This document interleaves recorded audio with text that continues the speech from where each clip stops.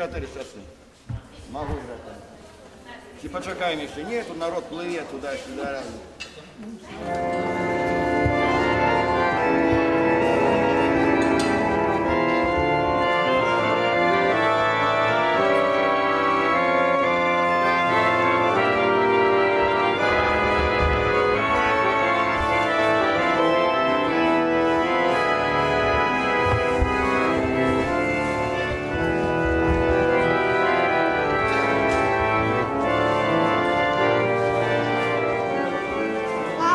А что будет?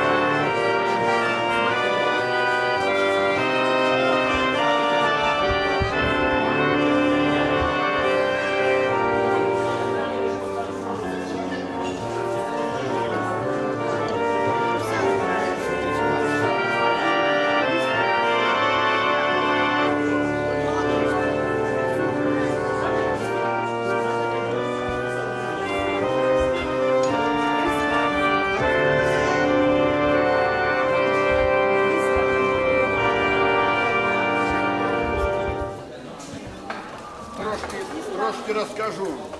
Это называется физгармония. Физгармония. Родник органа. Но орган ближе, правильно? Это мини-орган. Ну, Орган трубы, дровляные там, металличные. А тут металлические пластинки, две у баяна, у аккордеона и губной гармошки. Баян аккордеоновой рукой, мех растяжный. Тут тоже мех. Две педальки я положен не каждый качаю. Вот так он не играет. Пошевелись головой. Играет. Инструмент старинный. 1892 года. Немецкий, фирма Манборг, мастер Рудольф Гейгер. Эти органа, регистры для смены тембра и для громкости. Ну тут так цікаво устроено все. У часе игры фишки вытягивать, запекать. Может мне 3 надо регистра, может 5, может еще. Это незручно. То есть тут 2 крыла. Для правого колена и для левого колена. Как бачите, тут качаю, а тут колени я управляю регистрами. Я включаю один только для левого, для баса контрольный регистр. Чтобы тихонько можно было наигрывать. И для правой руки. Так вот выключено.